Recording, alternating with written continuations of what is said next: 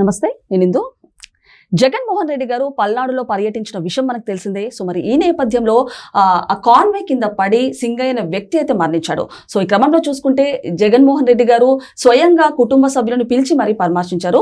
So ఈ నేపథ్యంలో పరామర్శ తర్వాత సింగయ్య భార్య చేసిన ప్రెస్ మీట్ పెట్టి మరి కొన్ని వ్యాఖ్యలు అయితే చేశారు ఆయన. మరి దీని గురించి మాట్లాడడానికి మనతో పాటు సీనియర్ జర్నలిస్ట్ శ్రీనివాస్ గారు ఇప్పుడు మనతో ఉన్నారు.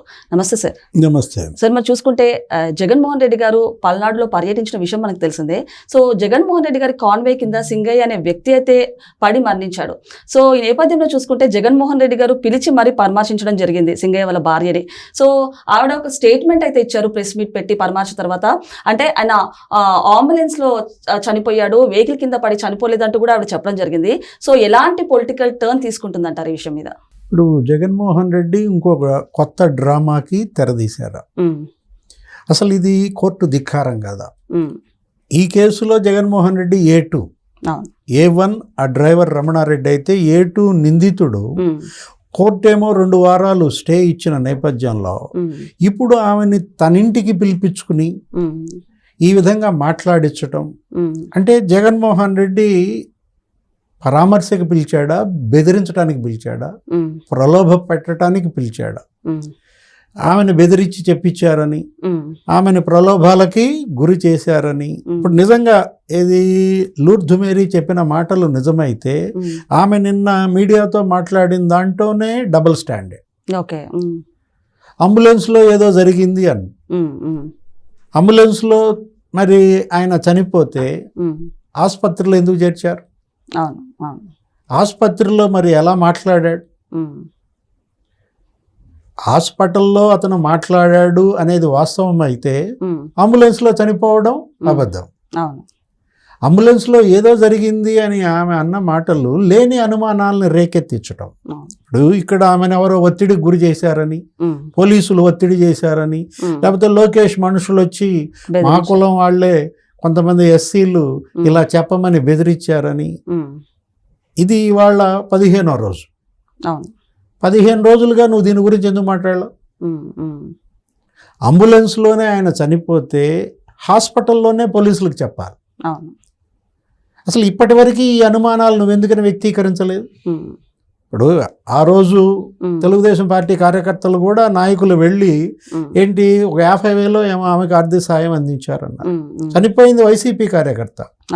కానీ తెలుగుదేశం వాళ్ళు ఆ కుటుంబానికి ఎటు జగన్ సహాయం చెయ్యడు అనే ఉద్దేశంతో 50,000 నీకు ముందస్తుగా వాళ్ళు ఇచ్చారే. అంటే ఈ మంచితనం ఇవాళ వాళ్ళ పాలిట శాపం అవుతుందా? అదేమంటే మాది మంచి ప్రభుత్వం అంటారు.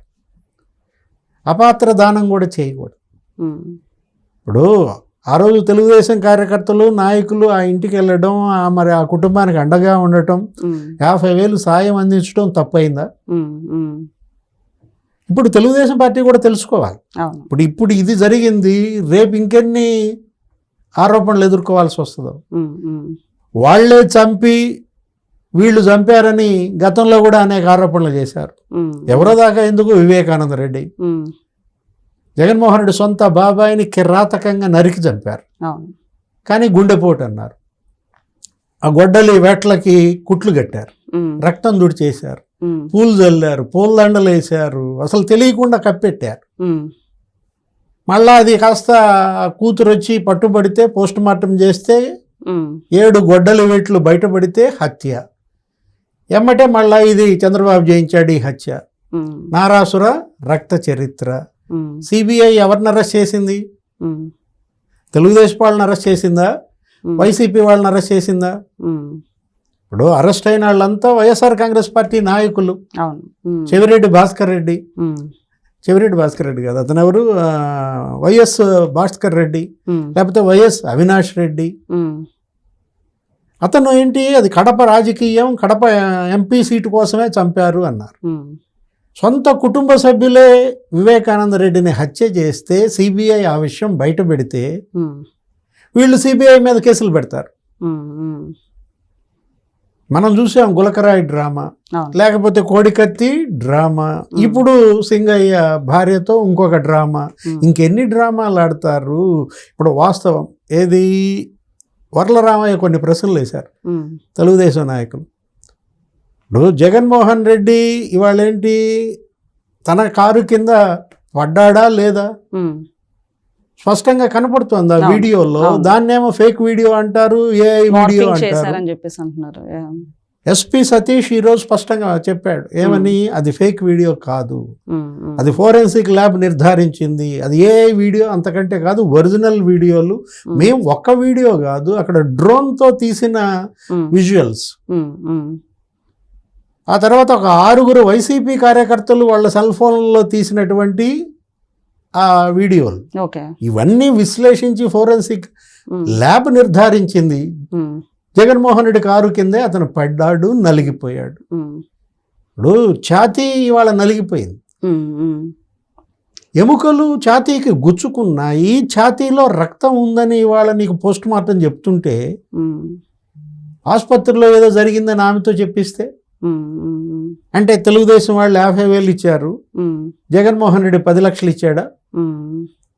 అంటే డబ్బే ఇవాళ న్యాయం చేస్తోందా? అంటే డబ్బుతో వీళ్ళు దేన్నైనా కొంటారా? ఇప్పుడు కిరాతకంగా హత్య చేస్తారు, గుండెపోటు అంటారు, బాత్రూంలో జారిపడ్డాడు అంటారు.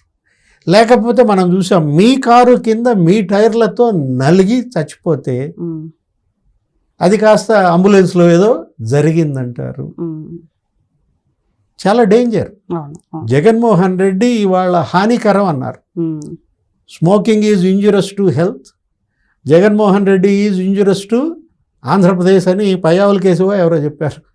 ఇంత హానికరం అని నేను అనుకోవాలా. ఏది అసలు అదేంటి, ఆ పోకడలేంటి? ఇవాళ న్యాయస్థానాలు కూడా ఈ విధంగా మరి ఉపశమనాలు కల్పించడం ఏంటి? ఒకరికొక రకంగా ఇంకో రకంగా చట్టాలు ఉంటాయా, తీర్పులు ఉంటాయా? అంటే మనం చూసాము అల్లు అర్జున్ అరెస్ట్, లేకపోతే సల్మాన్ ఖాన్ అరెస్ట్. వాళ్ళేం సెలబ్రిటీలు కాదా? ఒకడు పాన్ ఇండియా హీరో, బాలీవుడ్ హీరోలు, మరి వాళ్ళనే అరెస్ట్ చేసినప్పుడు జగన్మోహన్ రెడ్డి వాళ్ళకన్నా గొప్ప హీరోనా? ఇక్కడేంటి వాళ్ళ న్యాయస్థానాలు, లేకపోతే జడ్జీలు, వాళ్ళ యొక్క తీర్పులు ప్రజలు నకసిక పర్యంతం గమనిస్తున్నారు. ఇప్పుడు ఏమంటున్నారు, జగన్మోహన్ రెడ్డి కారు కింద నలిగిన మాట వాస్తవం, పోస్ట్ మార్టం నివేదిక స్పష్టంగా చెబుతోంది, అతన్ని ఈడ్చి పక్కన పడేశారు.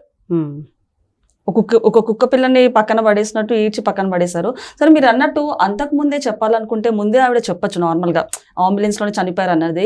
అలాంటిది పరామర్శ తర్వాత ఆవిడ ప్రెస్ మీట్ పెట్టి చెప్పడం అనేది నిజంగానే డబ్బులకు అమ్ముడు పోయారంటారా? అసలు ఏ విధంగా చూడొచ్చు అంటారు? అంటే బెదిరించారా? ఇవాళ మరి భర్తను కోల్పోయింది, అవును, కొడుకు ఏదో నర్సింగ్ చదువుకుంటున్నాడు, ఒకడు 2వ తరగతి చదువుకుంటున్నాడు. ఇప్పుడు వాళ్ళ బిడ్డల భవిష్యత్తు కోసం తను రాజీ పడిందా? పేదరికం ఇది మహాపాపం. వాళ్ళ పేదరికాన్ని వీళ్ళు ఆసరాగా తీసుకుని వాళ్ళ బలహీనతలతో వీళ్ళు ఆడుకుంటున్నారా? ఈ డ్రామాలకి చరమగీతం పాడాల్సింది వాళ్ళ పోలీసులు, న్యాయస్థానాలే. ఎందుకంటే ఎస్పీ స్పష్టంగా చెప్పాడు, మా దగ్గర ఈ 15 రోజుల్లో ఆమె ఎటువంటి అనుమానం వ్యక్తీకరించలేదు. నిజంగా ఆమెకు అనుమానాలు ఉంటే 15 రోజుల్లో మరి పోలీసులకు ఎందుకు చెప్పలేదు?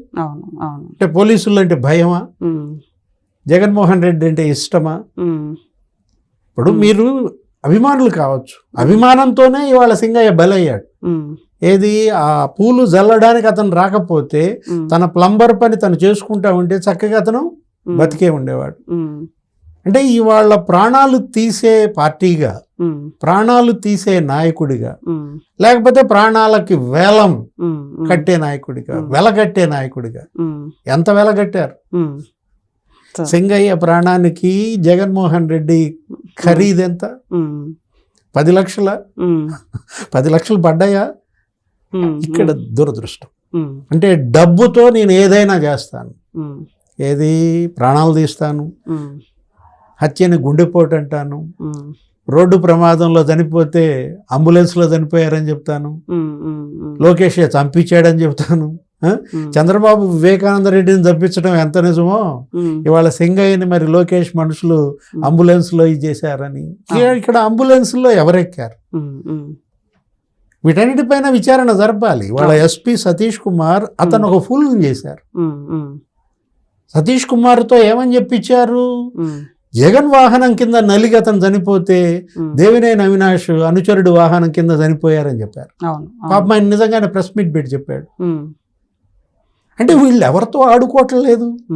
సార్ మీరు అన్నట్టు అంతకుముందు చూసుకుంటే లిక్కర్ స్కామ్ లో కూడా రాజ్ కసిరెడ్డి లాంటి వాళ్ళే భయపడ్డారు. యాక్చువల్గా విచారణ జరిగేటప్పుడు నాకు ఎవరి గురించి అడగద్దు, ఎవరి పేరు అడగద్దు, నేను చెప్పను, నా పని అవుటే అంటూ కూడా వాళ్ళే భయపడ్డారు.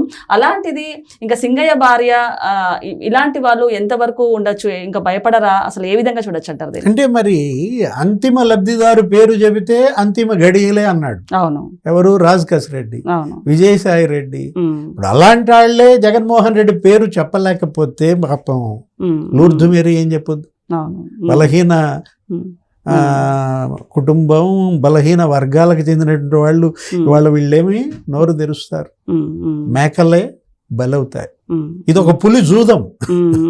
ఇవాళ ఈ జూదం ఆడే పులి మరేంటి, ఎంత డబ్బుకి ఇవాళ న్యాయాన్ని కొంటాడు, ఎంత డబ్బుకి ఇవాళ లాయర్లని పెట్టుకుంటాడు, వెదజల్లుతున్నాడు. పిచ్చా డబ్బు ఉంది కాబట్టి అతనేంటి ఇక డబ్బు మీదే నడుస్తున్నాడు.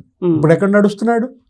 నెల్లూరా, లేకపోతే బంగారు పాల్యం మార్కెట్కి వెళ్తాడా? 9వ తారీఖు వెళ్తున్నట్టున్నాడు. ఓకే సార్, నమస్తే. నమస్తే.